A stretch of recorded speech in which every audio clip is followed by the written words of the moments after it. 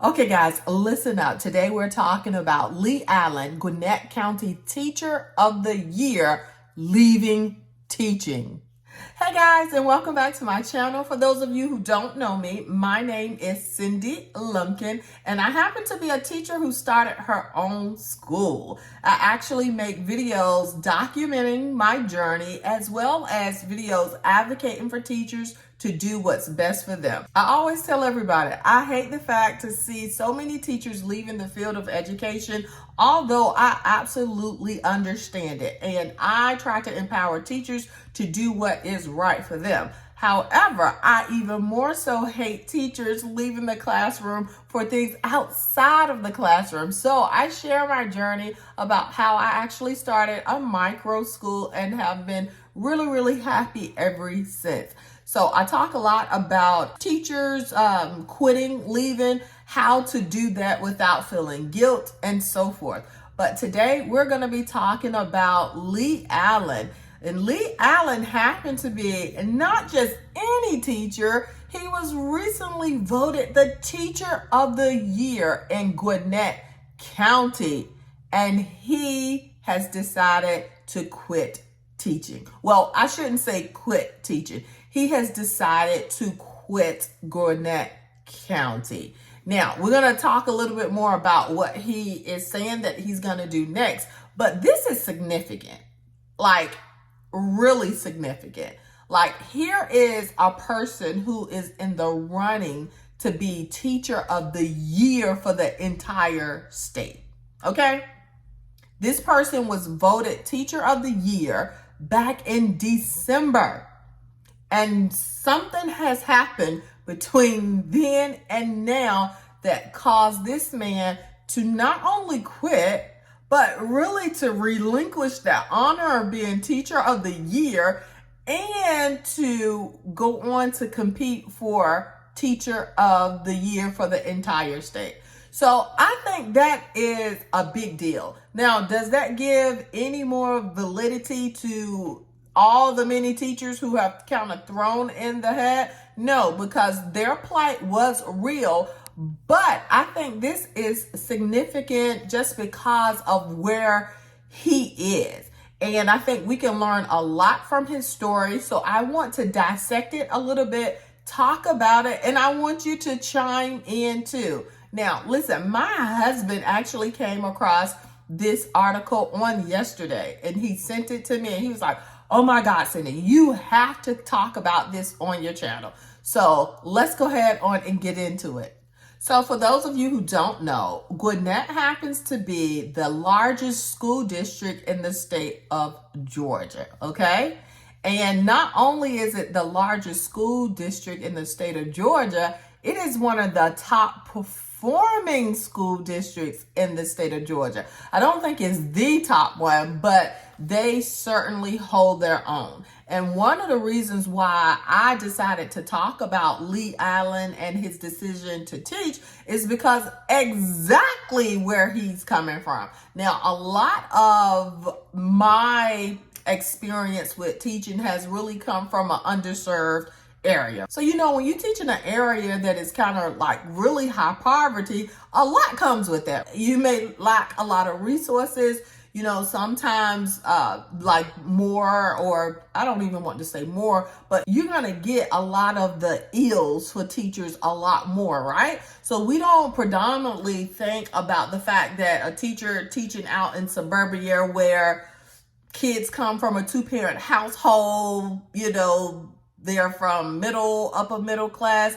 You don't generally necessarily always hearing teachers talk about like difficulties in places like this, right? And I think that is one of the huge significant differences in Allen's story and a lot of other teacher stories. And when you hear like some of his reasoning, it's just kind of, for me, it's like, what else do teachers have to say in order for people to get it? For them to really understand, not only just people, let me name those people's parents for one, right?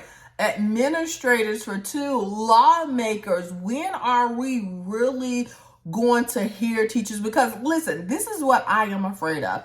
I am afraid that if we don't get this right, and if we don't get this right soon, we are going to be paying for this for generations to come. So the article that I'm going to be pulling a lot of this information from, I will make sure I link it below. I want to share this quote with you, and I'm going to be reading off of my computer. So when you see me looking down, that's what I'm doing.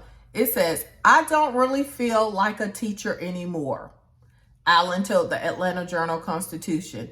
"I'm just managing behaviors." Guys, that is so powerful. Like, teachers are in a place right now where they feel like all they do is manage behaviors, right? Being a special education teacher, it comes along with the job, right? In certain instances, not everything is a manifestation of a child's disability, or not every behavior, I should say, is a manifestation of a child's disability. But here you are, a general ed teacher. He teaches Algebra 1. And what he says is that he no longer feels like a teacher. He spends his time managing children's behaviors. Okay, what behaviors? You can ask any teacher, right, what those things are, and we can rattle off a list of things.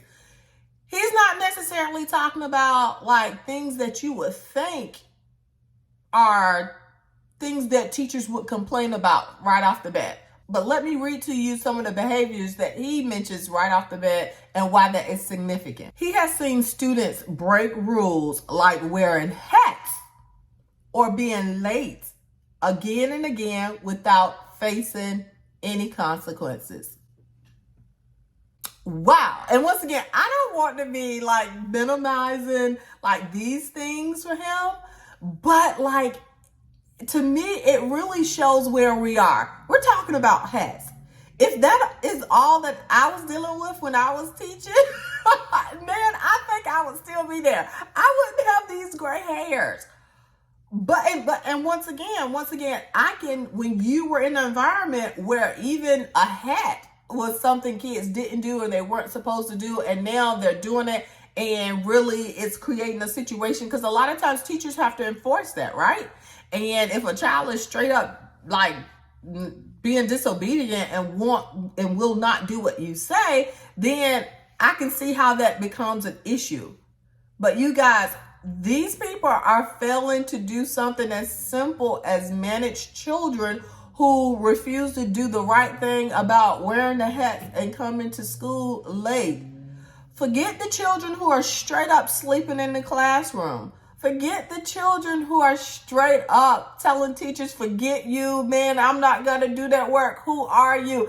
Forget these students who are straight up cursing teachers out.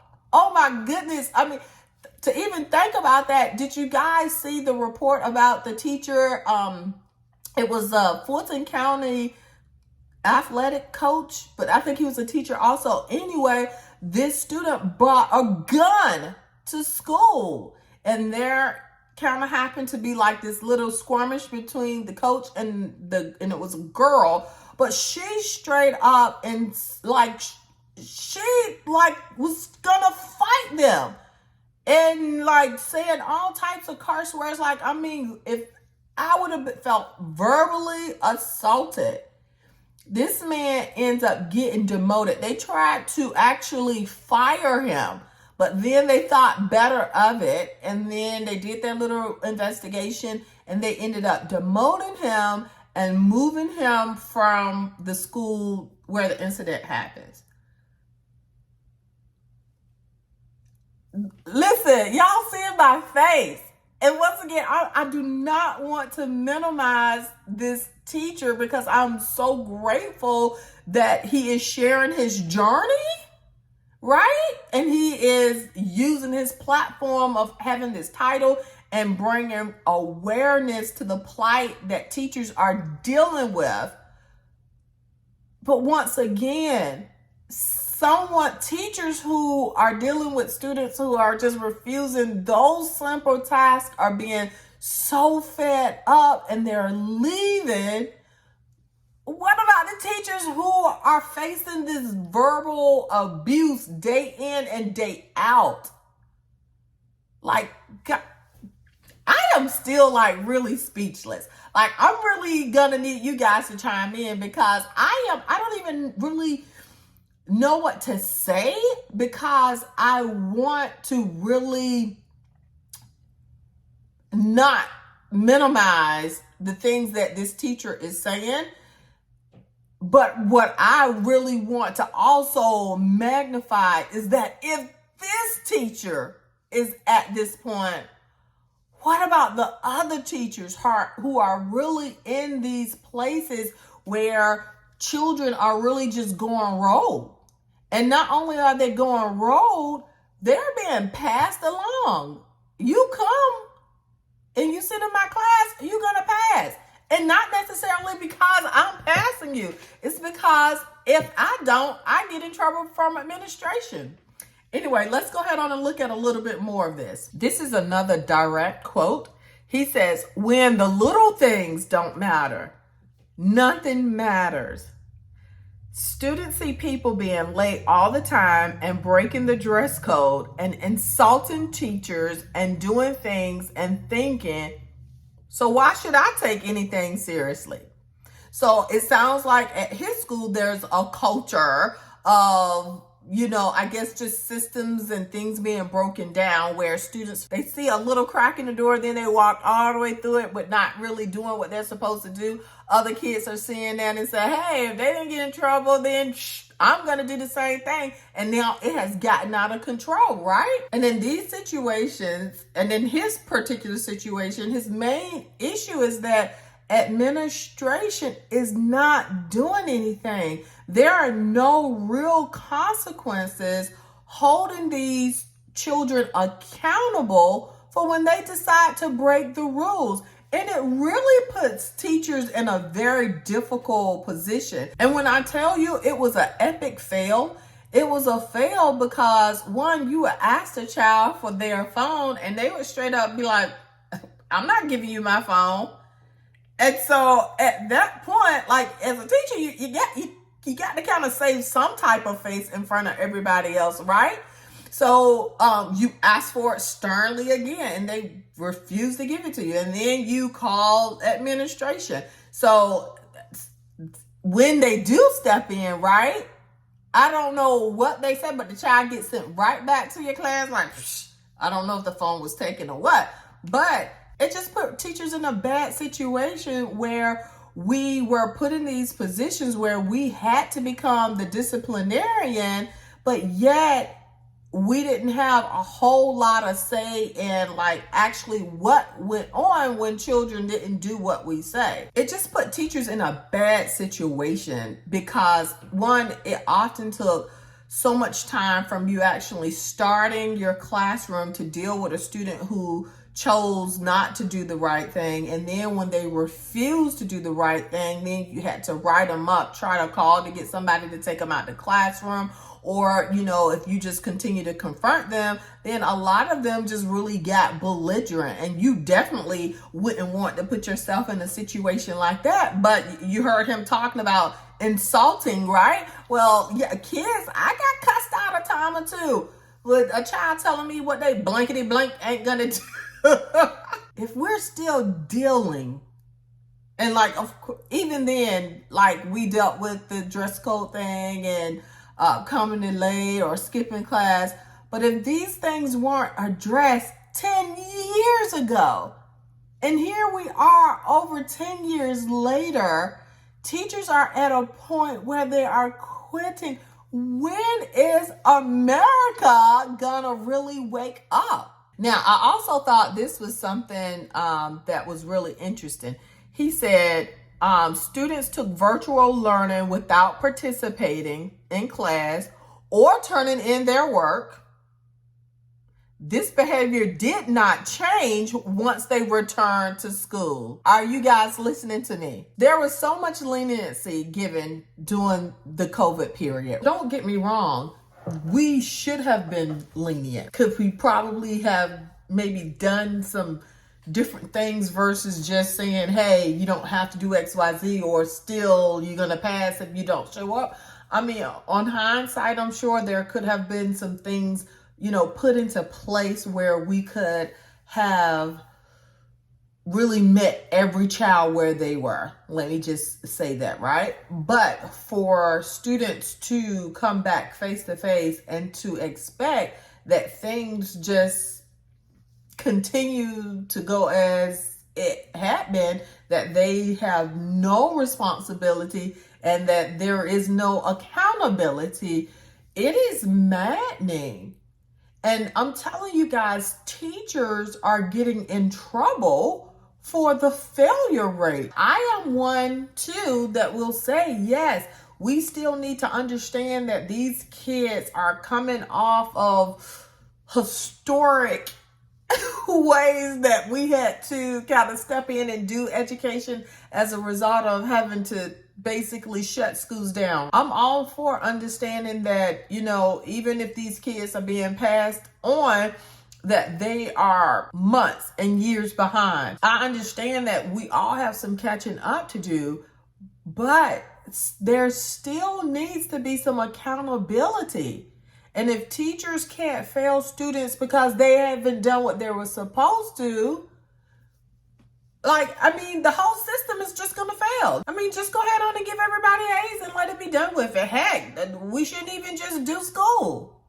But teachers are not being trusted that they are doing what they're supposed to and that they can legitimately make decisions based on students. Listen, I am all for helping a student out.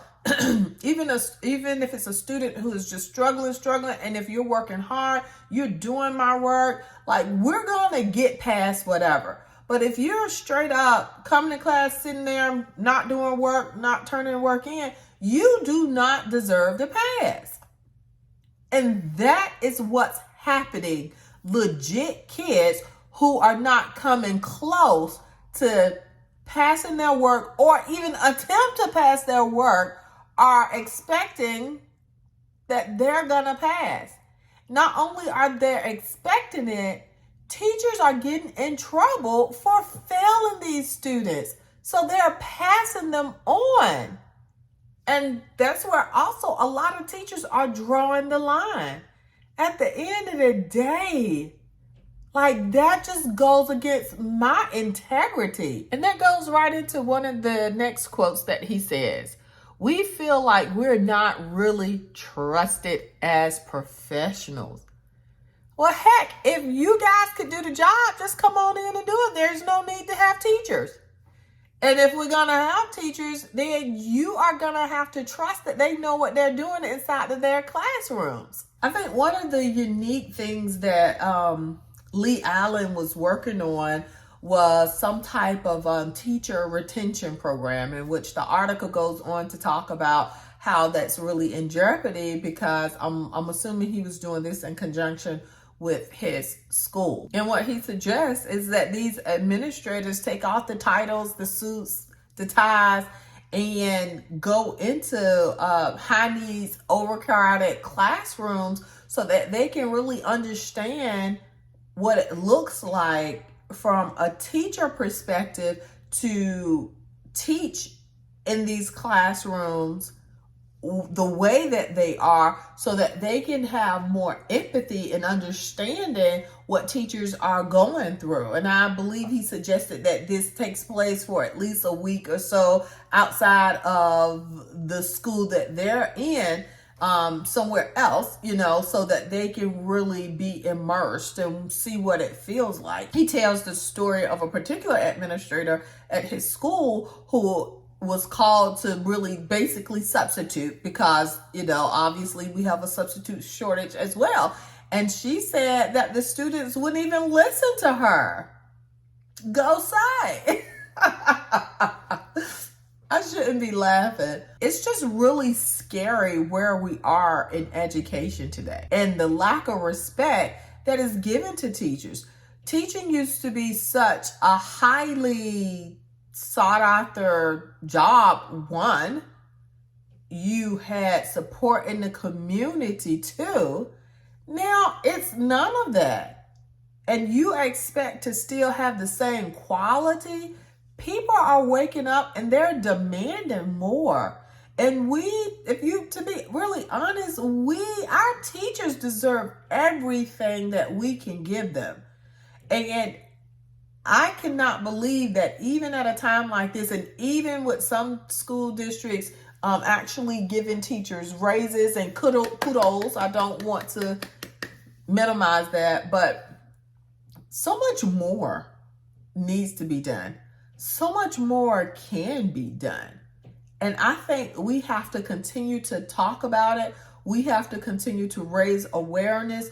More teachers like Lee Allen has to step up and use their platform. And we just can't be beholden to these beautiful little titles, especially if we are trying to make sure that the profession as a whole continues to get better and not just our personal situation. And so talking about this on my channel is one of the ways that I try to continue to advocate for teachers and even inspire you guys. I do think the face of education is changing. And so for those of you who have like the entrepreneurial spirit, look into starting your own small schools. I did several videos, about a year or two ago, basically just telling you guys off the top of my head how I got started, right? And some of the things that I did. I also have a Facebook group called Teachers Interested in Starting Their Own School. If you guys are interested, go over, join that, hop in and ask questions. We don't want people who are not engaging, okay? So ask questions. Let us know if you know any teachers who are like on this journey. Tell them about us. I do think community is so important. I've been on this journey for 8 years, and this year is a very transitional period for me. I'm actually leaving from the county that I started in, and I'm moving to another county, and it's like starting all over again, and it's a bit rough. We're still looking for a permanent place to call home, in which I'm hoping to have finalized that up in a couple of days. And as soon as I know, you guys will know, okay? But yeah, let me know what you think about Lee Allen leaving the classroom. Oh yeah, I was going to tell you guys what he said that he was going to do. So he's not actually quitting the field of teaching altogether. He stated that he was going to look into teaching in some smaller county. They did not give specifics on what that county would be. I definitely wish Lee Allen the best, and kudos for you. I'm so happy that that title, which in and of itself could have changed your life, was not enough to make you just sell your soul. And I'm glad that you had the courage to let that go. And hopefully your sacrifice will be enough. And it will be enough to make people, the right people, to really listen to teachers, to really understand what the struggle is for teachers teaching in American classrooms today. Well, okay, that is all for now. I hope you guys have a lovely day. Make sure you leave a comment below. If you haven't, please subscribe and let me know what I should talk about next week. All right, guys, have a good one.